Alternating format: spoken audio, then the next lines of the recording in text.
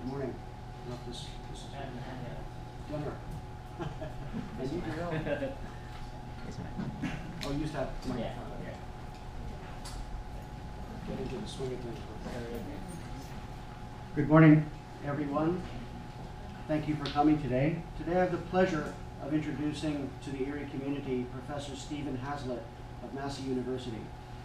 Professor Hazlitt is the professor of statistics at the university, as well as the director of the Statistics Research and Consultancy Center.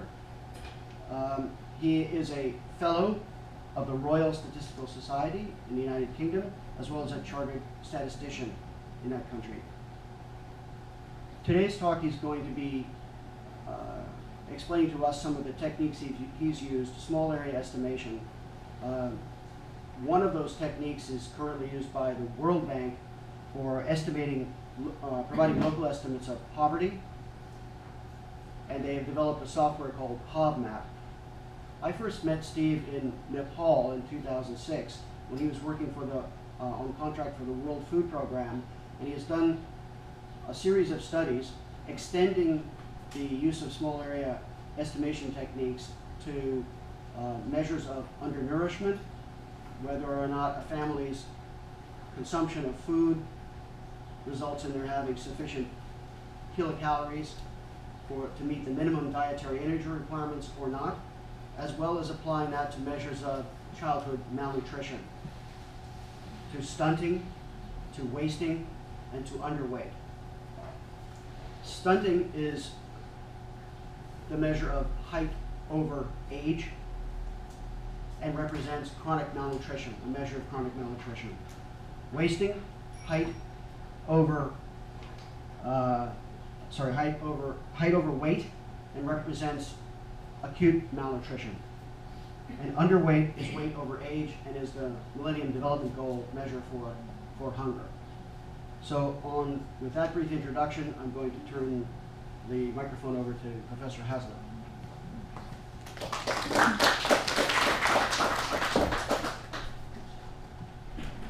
I think this microphone here is going to work, is it? Is it working? It should. It should work. Sounds good. Is it loud enough?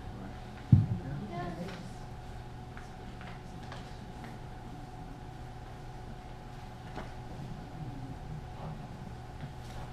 Of course, you can always ask me to shout if it's not working. Yeah. Well, thank you very much, Michael. It's a very nice introduction. What I'm going to talk about today is essentially, as Michael described it, I've been involved through Massey University in a number of these projects now. There's been a couple of reasons for that. One is that I had a visiting fellowship in the United States at the National Science Foundation, and that's actually what led on to the work with the World Food Program, because there I was working on small area estimation. I've worked in a variety of other areas as well. Do you think this is better? Yeah. Better? Yeah, it is. I can hear myself. I've worked in a variety of other areas. Designing sample surveys. I originally started working in the Government Department of Statistics. So what I'll do today is I'm going to talk through this. Just one thing, I think the audience is quite mixed in terms of background, so please interrupt me if you feel I've not explained something well, or you want a little bit more information about it. I could make this talk quite technical, but on the other hand, there's a number of you for whom that won't be particularly useful. I'm not an expert on nutrition, I'm a statistician. My role at the university really is to develop new statistical techniques, rather than to and I've applied, the application certainly interests me. I think the combination of the things is really good. But I'm not an expert on nutrition.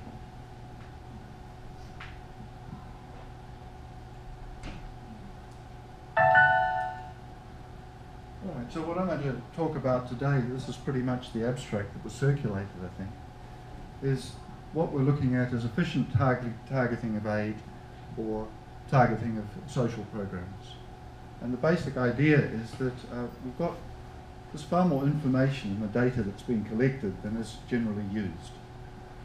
The census information tends to get used to produce tables, as does the sample survey information, but the sample surveys tend to have a much broader range of variables, whereas the census has information from everybody. So what we're trying to do with this technique, the particular way this is used, is to try and get that extra information by combining the census and the survey, and I'll explain in a little more detail how that works. The method's been used, particular method I'm going to be talking about, has been used in over 70 countries now, and it's become an integral part of the World Bank's views about where funding ought to be provided. But in a more particular way, it's also been very useful for programs such as those run by the World Food Programme, who've basically funded most of the work that I've been involved in on small area estimation in Asia. And it's been very useful for them because it provides a relative measure on a number of different variables that allows them to decide where to put programs. So we've been looking, initially the World Bank was focused on expenditure, the sort of economic measures, but we've been looking at extending these, and for example in Nepal recently we've been looking at not just expenditure, which the World Bank have actually done, but food expenditure and underweight in terms of kilocalories, and the usual collection for children under 5 of stunting, underweight and wasting. But we've also been looking at diarrhea, because some of the funding's been coming through UNICEF.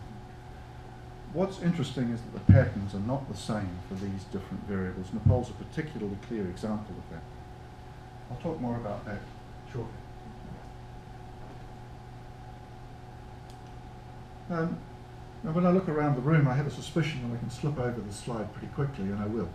But I think one of the drivers on this is really that the first goal in the Millennium Development Goals is to eradicate extreme hunger and poverty. And what we in the end need is that we won't have goals and targets, but we actually need indicators to know that whether or not we're succeeding. And we need measures before and after interventions to know whether or not the programs are actually working. So I won't hang on this very long, but except to mention the obvious, and that under the goal there are a number of targets, and we've really got to look at, there's expenditure, but there's also, when we look at 4 and 5, we've got dietary energy and we've got underweight in children, as Michael mentioned. Different progress in different areas. I'm not going to hang on that very long. This isn't related to our own work, this is just a general comment.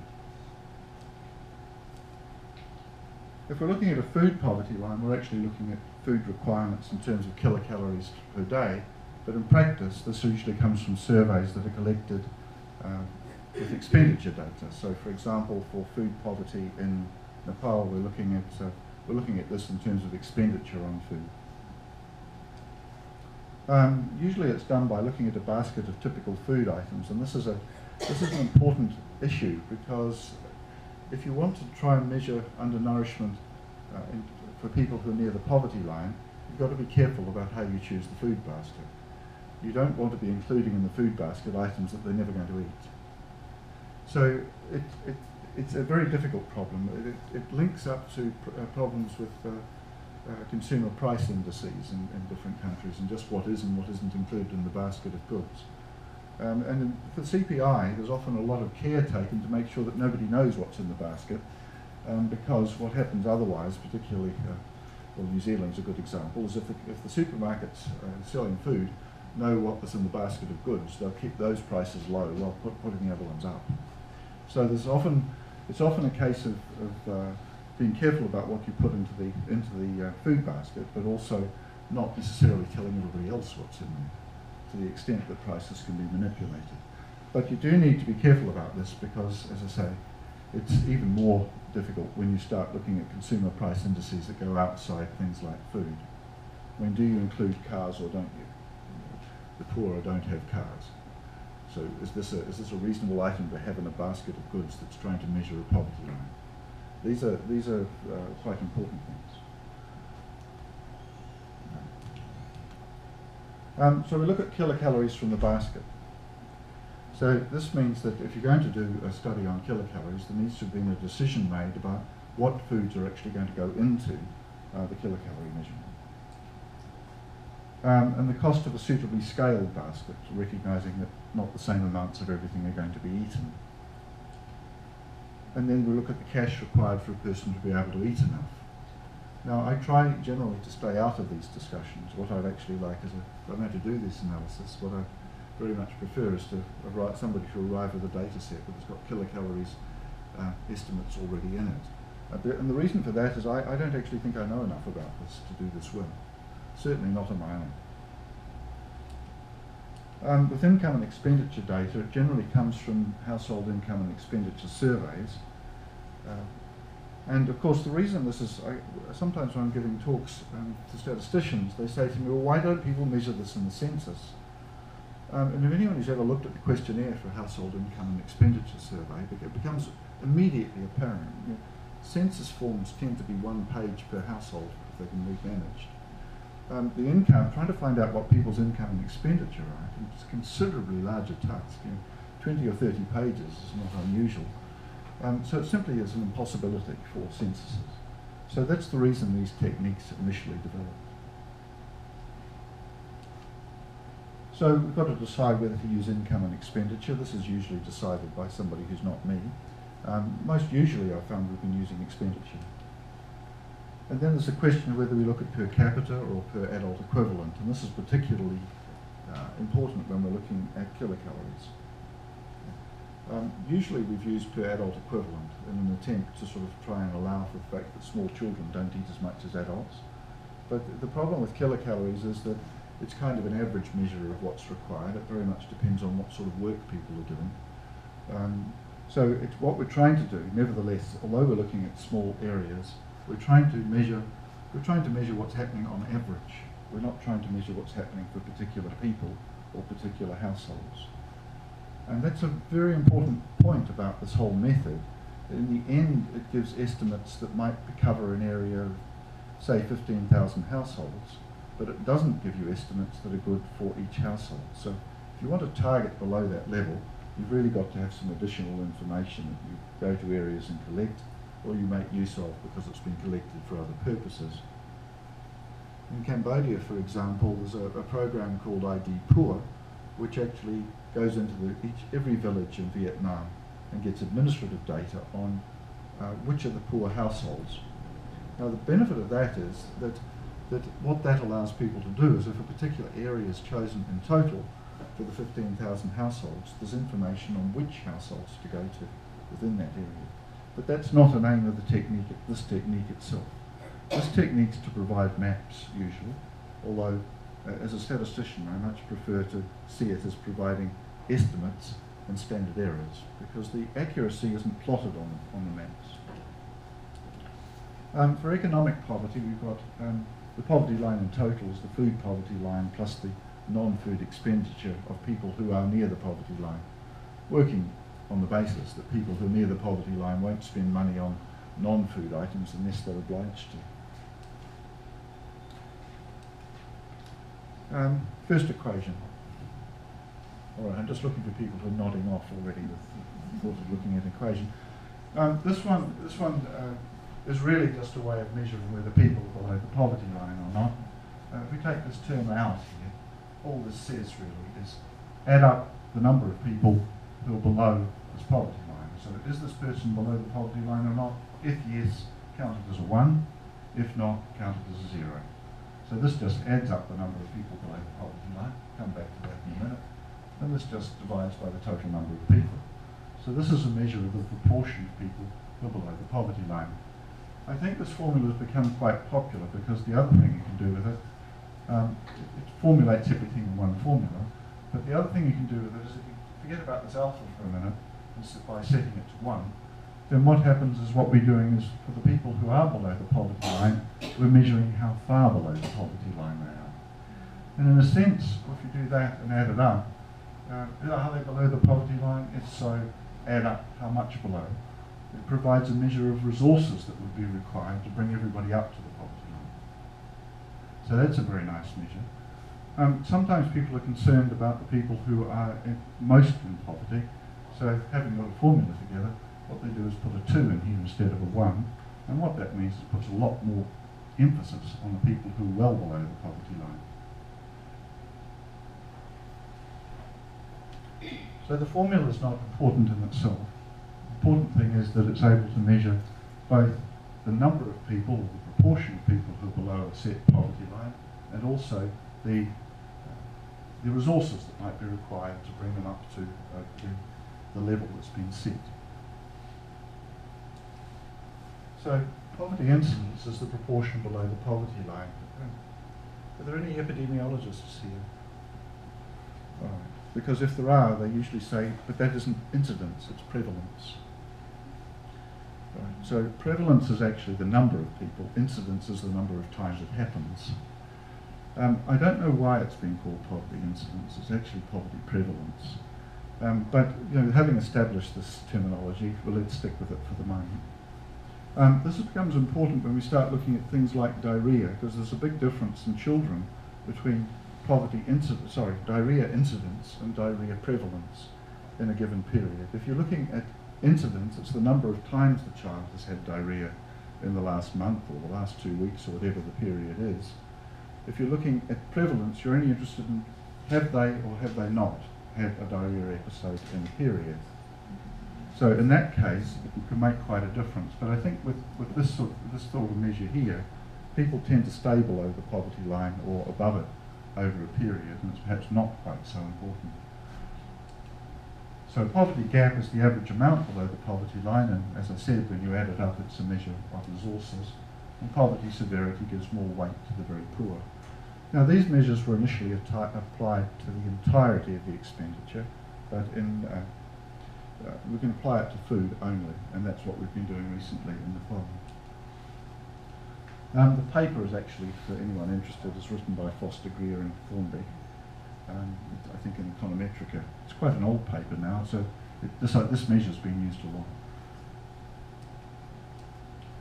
But as I said, we can have other measures. We can measure kilocalorie intake directly, although that's rather difficult, and very expensive. So what tends to happen is the measure of kilocalories tends to come through economic measures and expenditure.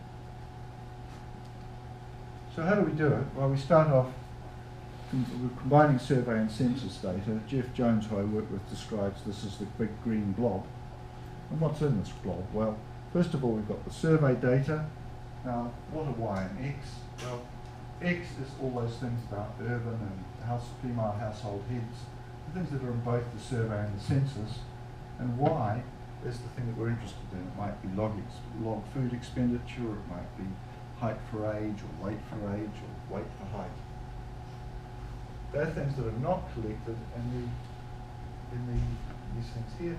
These are things that are not collected in the census. In the census, you've only got the things like urban and female household heads. So what we're trying to do is to link the information we've got in the survey, of which there's not so much, these are the red blobs, with the information we've got in the census, where we've got many times more households. And the link is through a statistical model, so it's basically a regression model. So what's in here? Well, the Y and the I and the J correspond to either usually households within survey clusters, but and the Y itself is one of these things here, or something like it. The X's are the things like urban or female household heads. We've got a set of regression coefficients that provide a good estimator of the relationship. We're not interested so much in the relationship itself, we're interested in the predictions we're going to get out for the households we don't have information for. These here are components that will be related to clusters and households, but we may, in the case of stunting and underweight, we require another level, so it'll be a 3-level model, and that's possible. That's one of the innovations, because the initial work was done with just using 2.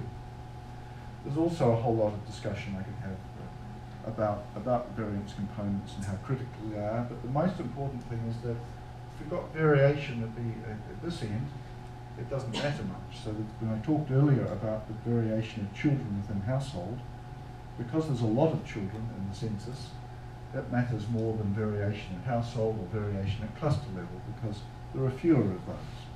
So what we're looking at is, in terms of diagnostics for the model, is rather different to what we might expect. We're not actually so much concerned about whether we have variance components here, but we want as much of the variation to be at the final level as possible, or the finest level possible, because that ends up averaging out. So what have we got? X is a design or model matrix. We can use matrix manipulation. In practice, we need to decide what variables to include, and that's actually not a trivial problem at all.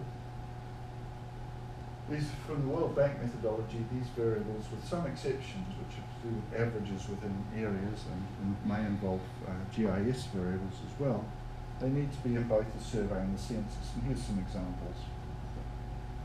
Now, these things here do tend to turn up in almost every census we've had anything to do with in a range of countries.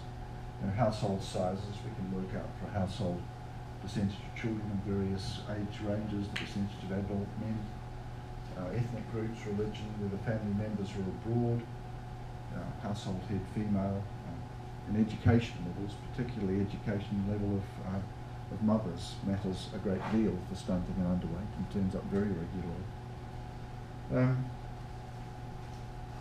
Cooking fuel type of household construction, source of water, toilet type, these sorts of things are asked in the census, and we use them frequently in the models. Well, I think you've done very well. I'm going to show you a few photographs at this stage, so you've got through the maths. Here we go. One of the things is measuring X can be quite difficult, and I'm just going to give you some examples. I'm going to show you a set of photographs that actually come from Cambodia, but what we're doing here is we're just talking about roof type or wall type. And you'd expect, in fact, that these categories make clear sense. There's no problem. I mean, you know what a house looks like, and we know what a roof is, so we just go off and find out what sort of roof it is. There are two issues that come up. One is often the categorizations that are used in the survey and the census are different. But in fact, it's not, even once you decide to match up those categorizations, it's not altogether simple. So this is an example here of just a sort of form that we have. So over here, you probably can't see it easily. There's wall, roof, and floor, and this is part of the census information. So this is information collected at household level. Okay, roof type. Corrugated iron or thatch? Now, this is why field manuals become very important, because it's largely a question of just what the instructions are that interviewers have been given. And in this case, most countries would say, well, that's corrugated iron because this part here, which is thatch, is not actually an integral part of the house in which people are living. But you need to be careful, because even when you look at the categorizations for survey and census, you may well find that the instructions that have been given to interviewers have been different. Now, inevitably, while the questionnaires are translated into English, the field instructions are not. And this is why it's very difficult to do these studies without spending time at the government statistical agency and having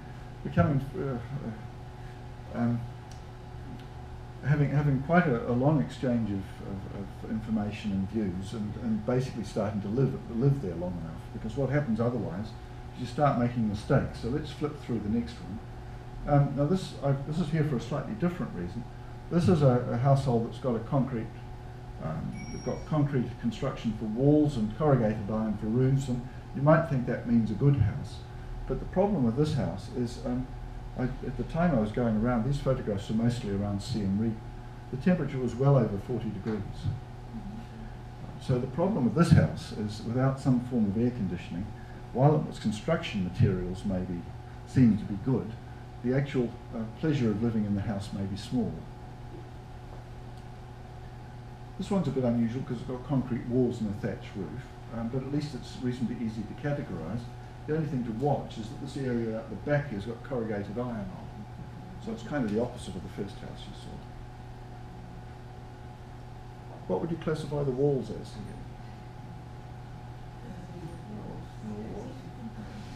here? Walls, what walls? Yes, okay. This is wood here and concrete on the bottom. So do you think it's wood or concrete? wood and concrete. Well, that's a fair answer. But when you look at the census form, you've got to make a decision. So, which one would you decide? Who's voting for concrete? All right. And who's voting for wood? And who's not going to fill in their census form at all? Well, the usual answer for this is that this area at the bottom here is not so much being lived in, it's being used for storing materials. And so the living area is up here, and so we classify it on the basis of the living area, so this would be wood. Well, that house is reasonably easy to do, so let's try this house. Because now what's happened is the base area is now all concrete, but they're living in it. So this one, I don't know how this is categorized, although I was told that in Cambodia it was going to be wood because that was the main living area. I'm not sure why it's the main living area, but that's okay, you've got a rule, that's fine. So we then get a variety of houses. This one's again the same with wood at the top here and concrete at the bottom. All right, so that's enough of those. I could show you. There was another slide I dropped because I was trying to take these from the back of a tuk-tuk, and one of the problems was that a lot of my photographs were rather blurred. But one of them was of a household that clearly was somebody who had a great deal of money, and it was concrete again with a corrugated iron roof. So the contrast between that and the very small one that you saw earlier is that roof type and wall type on their own are only an indicator. They're not what we'd actually like. One of the things we'd like, but doesn't turn up very often, is floor area, or floor area per capita, because it provides along with household size, provides quite a lot of information. The other ones that tend to come up very strongly are things to do with education, literacy, and to a lesser extent occupation, because occupation is very difficult to classify, particularly among the poor, who basically do anything that pays.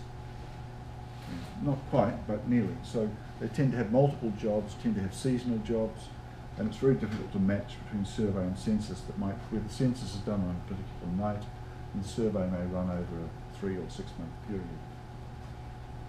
But this is very important because, as I said, the variable that turns up most often as a predictor of across a range of countries particularly for stunting and underweight and wasting in children, is mother's education. So here's a model for stunting. It's all a bit small, but basically the things like whether the child's a girl, what the age of the child is, whether it's rural, some information about agriculture, some information about natal care, education levels, type of roof, whether the children are going to school, electricity, ownership of various items like radio, TV, cell phone, motor and car.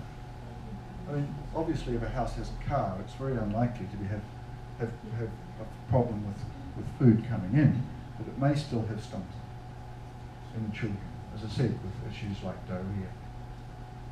There tends to be a different effect in here to do with with the age, depending on whether it's rural or otherwise. There's other relationships in here about roof, depending on whether it's rural or not, and there's a relationship between rural and TV ownership, for example. And this is because as you get further out, of course, there's less electricity supply, so if somebody owns a TV, they'll also tend to own a generator. So they also have to be near a supply of fuel for the generator. So what I'm pointing out here is really this is a range of variables. So the things that end up in this X matrix are quite extensive, although a lot of them are really categories within the same thing: age, rural, combinations of age and rural. So and the difficulty is that even with a census and a limit of one page, there are hundreds and hundreds and hundreds of different models you could fit, actually thousands. So you need procedures to work out what a good model is. This is very time consuming. It's also very easy to do it badly. And although the World Bank provides software called the POVMAP software, in fact that model fitting phase is not something you do in POVMAP. It's something you have to do outside POVMAP. Now, what that means really is that it depends on a lot of experience about fitting models. This is why it's so difficult to do a sort of 3-week training course, or even shorter in some cases, and expect people at the end of this to do this well. my answer for this, and I mentioned this yesterday, is more PhD scholarships. But the difficulty is that agencies that are funding aid don't generally want to pay for PhD scholarships. And generally at universities the competition is for students who've done exceptionally well, and it's rather more difficult to bring students from developing countries because the competition is fierce, and it's much more difficult to assess, depending on the university, but much more difficult to assess the standard that's been achieved by the student.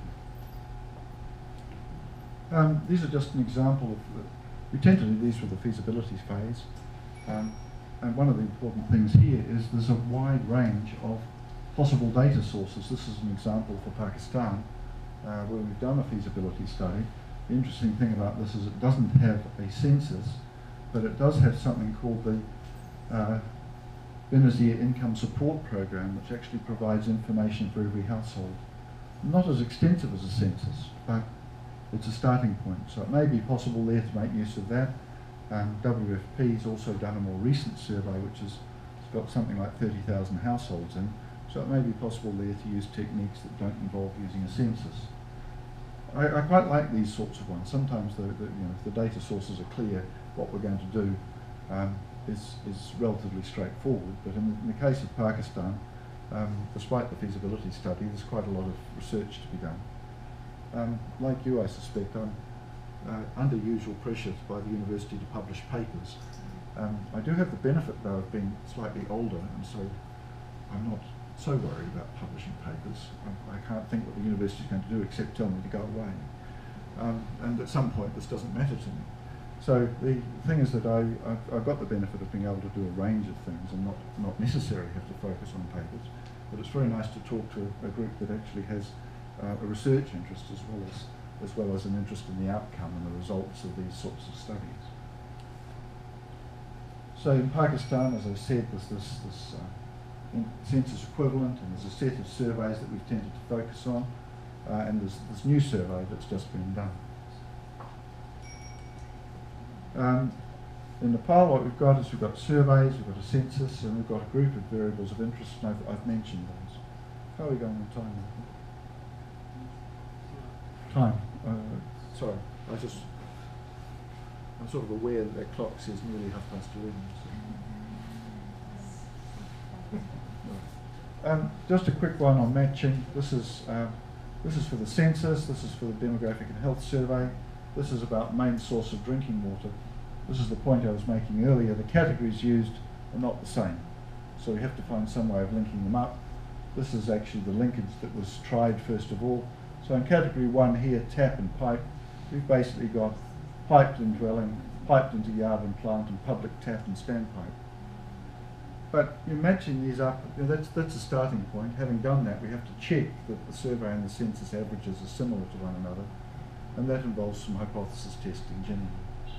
But the first step is actually to just get the questionnaires and have a really good look at them, and produce information that looks very like this across all of the variables that are actually in the census and in the survey. So benefits and disadvantages. Well, the major advantage is this technique is far less expensive than increasing the sample size in sample surveys. And for example, doubling the size of an important national survey may cost several $1 million. It's even a lot cheaper, certainly a lot cheaper than running a further census on the variables you're interested in. I mean, even if it were feasible, and it's not for things like expenditure. I mean, analysing the existing data and squeezing a bit more out of it is a lot less expensive. The catch, there's always a catch, and the catch is though that there's a lot of experience required to do this well. This is why short-term training is not really a viable option unless there's some ongoing support provided. And I found with the projects we've been involved in, I've been very careful to make sure that our completing our task is not dependent on somebody else doing their part well. I'd rather take responsibility for the entire thing and provide training as a support. I think often the idea with training is that people next time are going to be able to do it, but the other problem is that, for example, in Nepal, they have a rotation scheme in their public service, which means that the people who we train in 2 years' time are going to be doing something different, and a new lot of people are going to be there. Well, with the census that's done every 10 years, there's been a whole lot of rotation since, and the people who remain after 10 years or are there after 10 years, very seldom are the people, any of them, who are the people who we talked with last time. And that adds complexity. You kind of start again from the beginning.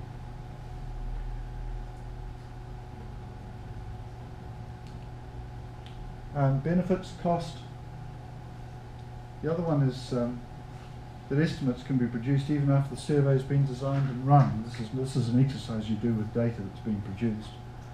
The other thing I do a lot of is design sample surveys, national sample surveys, but that isn't a component here. Now, it's often the other thing that's very interesting is if you've got survey and census data, you can actually produce good estimates in areas where there's no survey data at all. Even when there's no survey data, you can produce an estimate, and you can produce an estimate that actually allows for the particulars of the small area you're looking at through the variables that are in the census by using census averages. For example, if we find that a variable doesn't match well, an example of this is usually children under 5 who've died, which in the census tends to be in a very short form. Families are often reluctant to provide this information, but in the survey it's a long way further into the questionnaire, so people are more, they're sort of settled into the questionnaire and the weights tend to go up.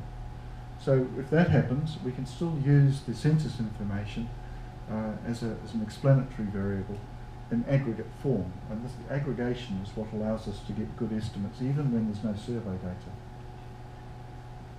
Measures of accuracy are possible. I haven't gone through here either through the heteroscedasticity modelling, much beloved of the econometricians, or the other thing I haven't looked at is the use of the bootstrap to actually get standard errors out of this. So the important thing about this is not just the estimation. The really important advance that Albers, Lanyau and Lanyau provided, which is the POGMAP type method, the really important thing they provided was that they took a technique that had previously been used by the geographers and they turned it into a technique which you could actually estimate accuracy. That was their important contribution. Maps, well, most people would rather look at maps. When we tend to do these studies, we produce a report that basically is the foundation for the building. Most people don't want to ever go down in the basement again. The important thing is that the maps often get put into an atlas, and this happened in Nepal and Bangladesh, and it's people using the atlas. What they want to know though is when they look at the maps, particularly fine level maps, that they're looking at something that's real. At that point, if they want, they can go off and read our technical reports. Most people don't want to look at our technical reports. I think that's a fair comment. We're doing them to provide a sound basis for the information that can then be promulgated in a form that's more accessible to a wide range of people. Just things to be careful of. The solution can seem a bit of an arcane art. We need careful statistical modelling. There's a difference between knowing how to run software and knowing what it is that the results mean and how to interpret them and how to use them for diagnostics. I've been to government statistical agencies where they know how to produce tables, for example, with SysStat, but they're not aware that it actually will produce standard errors. So this business is, experience and knowing something about what accuracy and how to measure it is very important. The other thing is here that the estimates of accuracy we get are only true if the model is correct. So if you get the modelling wrong, you think you're doing well when you're not. We need the survey and the census to be run essentially at the same time. I've had a PhD student with Jeff Jones, who's now completed, Maris Isidro, who we met first at NSCB here, and he came to New Zealand and did her PhD and is now living in Canada. And she's looked at, her PhD thesis was about updating these estimates using a new survey without a new census, but that is actually a level that first requires you to go work through this technique.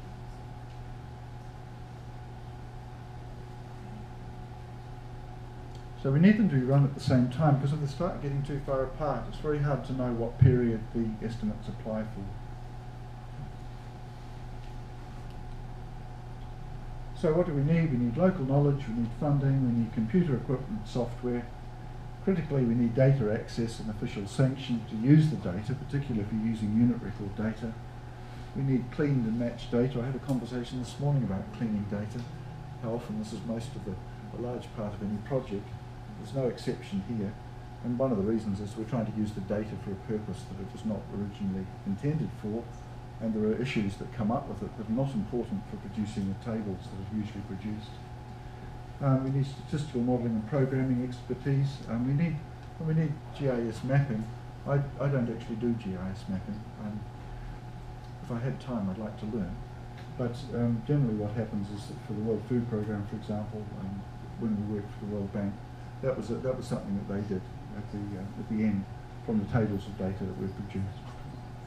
Well, I think it's really time I stopped. I'm happy to answer questions, and there's a whole lot more technical material if anybody's interested. But I hope that's given you a general overview of the technique and what it's useful for. So a basic idea, small level of mapping that's not possible using any other technique, and providing information that's been collected in a survey at a much finer level for policy and for aid allocation. Thank you. Are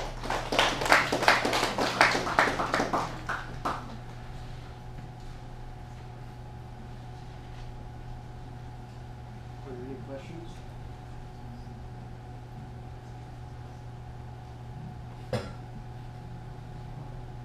After you have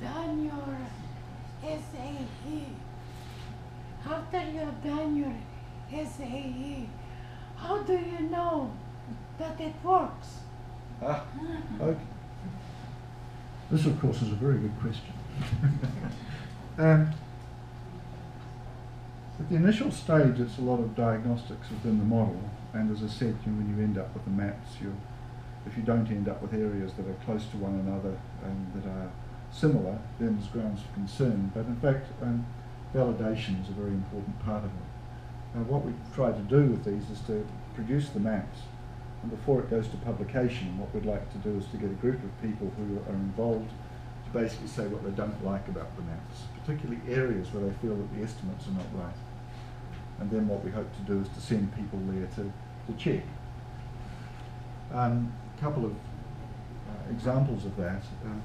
The first was when we were here last time. We did this study, and we went to Palawan to check the models.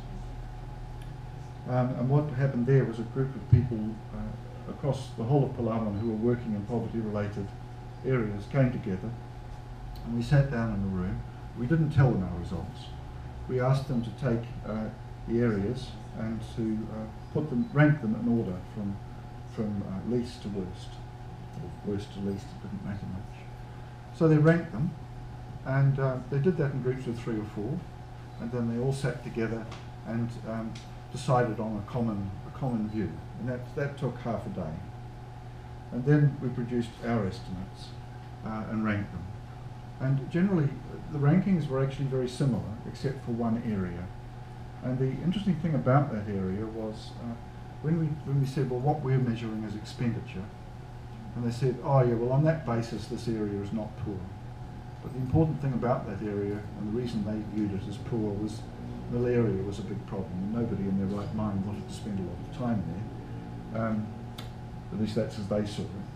And so what was happening is that I think when you do these sort of validation studies, people have a sort of general view of whether there's poverty, and these are focusing on particular things, so you have to watch for that. But there are examples where the models haven't worked well. We had one in Nepal quite recently, and there was one for wasting in children.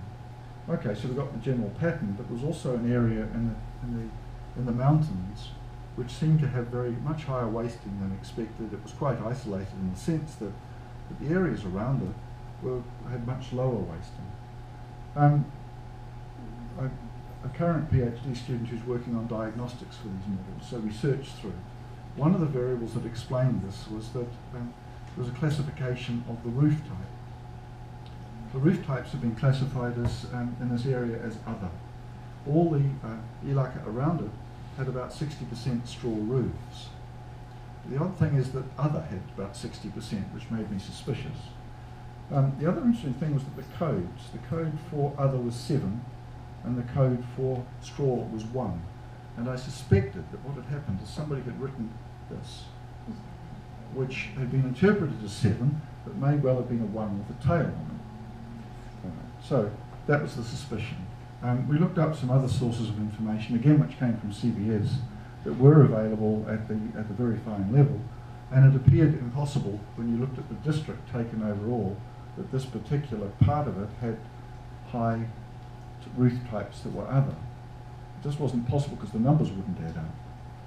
So we suspected this was supporting evidence, and then there was people who were talked to who said, oh no, the roofs are all slate, which we found surprising as well, but actually the answer was Google Maps.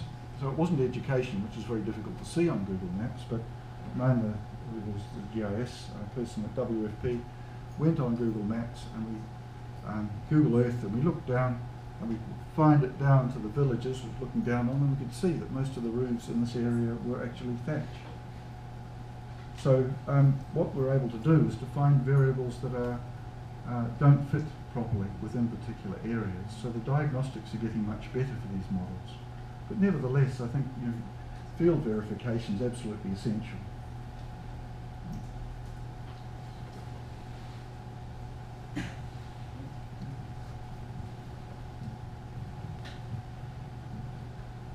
Thank you very much for a very interesting presentation. In Liberia, I had experience with comprehensive food security survey, food security and nutrition survey, sponsored by the World Bank and WFP. And one of the problems we found there is that people actually, when you finish mapping an area, people in 2-3 years have migrated to other parts of, to richer areas. How do you deal with migration in your model? And again, what sample size do you actually use for this SAE? And is it representative? Sorry, is it? Representative of when you compare it to the census? And can you actually lifespan from this SAE? I'll try and deal with all of those. Please tell me if I miss one. Yeah. So your first point was the migration. These models are static in the sense that they measure what was happening at the time of the survey and the census, and this is partly why we want them to be contemporaneous and not too far apart. Migration does tend to pick up in the models, though. We tend to find that one of the things that is one of the measures of it is where we've got female household heads, for example. In the poll is about 25%. So migration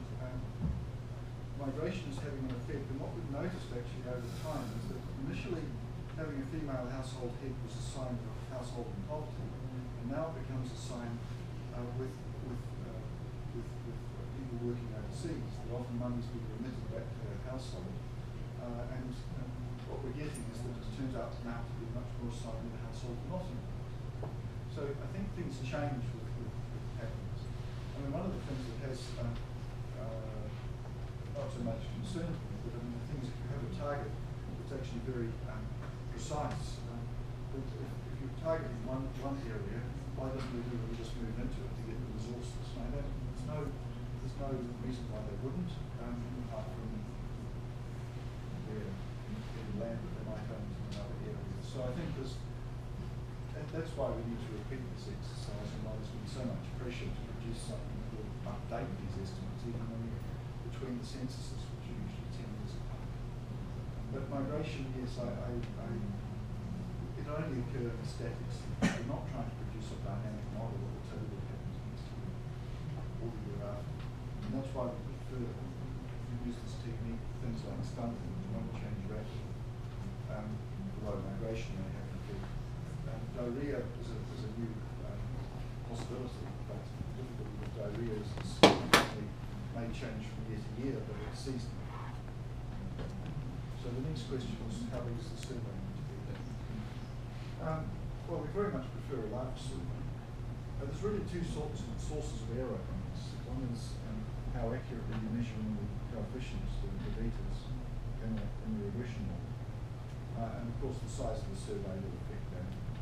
But the other component is how well the model fits, and where those variance components and how big they are. So you wouldn't like to do this with a survey that hadn't been sort of, it wasn't a national survey, for example. It avoided certain areas. You wouldn't want to do that. And generally, what we're doing is looking at quite large surveys, often tens of thousands of households. I start to get concerned when we get down to surveys, that the national surveys that the paper's got 3,000 households. I'll be much more concerned about it. On the other hand, what tends to happen when you fit the model is that then the beta coefficients are less accurate, and you can find out at the far end that the estimates are accurate. But yes, the standard of the survey matters a lot, measurement error in the survey matters a lot, bias in the survey can make this look relative. And sometimes you find you get areas which are, in Bangladesh recently, we've actually found two quite large areas. And there's two different surveys. There's a child mother nutrition survey and there's a demographic health survey. And then this area has greater underweight than this one, and the other survey is the other way around. Well, and these are characteristics of the survey that you've got to make decisions about whether you reflect them now in a small area of estimates. So yes, I mean the quality of the survey data matters.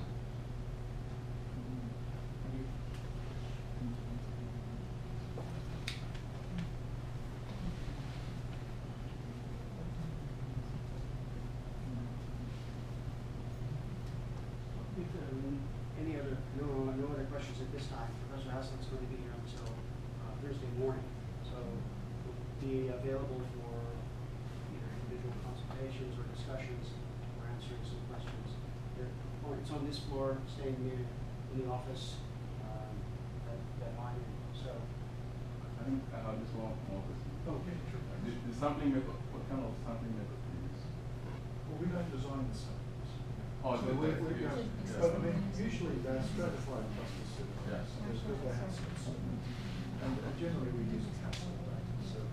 So they're not extreme surveys that you get. It's a business where the weights are all, survey weights are all very different. They tend to be reasonably stable, at least, or very similar for similar weight of household level, although not necessarily individual level, because household sizes are different and that hasn't been incorporated. So yeah, they're generally the standard sort of stratified clusters.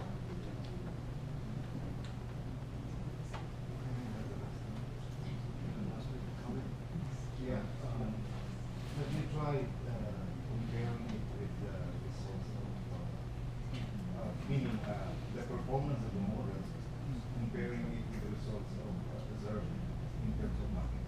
How does it? Oh yeah, we do that, yes. So what we tend to do is the small area technique works much better at the fine level, but we do aggregate it up to the level where we can make a comparison directly with the survey. Now, this raises a couple of points.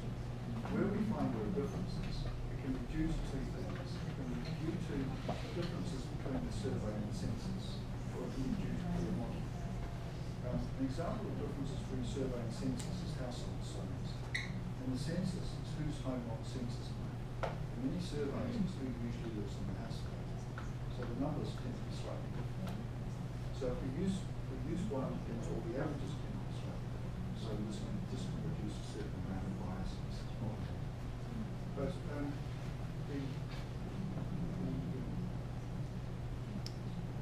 the mapping process, we're trying to look for patterns, we're trying to look for similarities between survey and census. And we tend to produce in our reports tables where we look at the national estimate on one end, calculate it through small area estimates, even though that's not a very useful thing to do. And then we tend to look at the provincial level, the extent of the where we look at that as well. it does raise the interesting question that you should benchmark at a certain national level for the survey. We've been doing that more recently. It's not because we feel it's necessary. It's usually because the government statistical agencies would prefer not to have two estimates of poverty and two estimates of stunting going around. But of course, if the estimates are very different on a national level or even on a provincial level, it's grounds for concern and going back and doing more modelling to find out what's going on, asking people more questions about what's happening, trying to find out what may have happened in the field and in the surveys. Yes, very much so. I think we're really concerned about our estimates of aggregate and higher aggregate unless we've got a particular reason to believe there's some complications. In some cases, we've actually had two surveys done the exercise separately, checked one set of estimates against the other, and where they turn out to be very similar or similar enough, we can amalgamate because it gives us smaller standard errors. But it also provides diagnostic of what happens with one survey against another, different variables being included. Yeah, I mean, I wouldn't like giving the impression that it's a small science. It's certainly not right.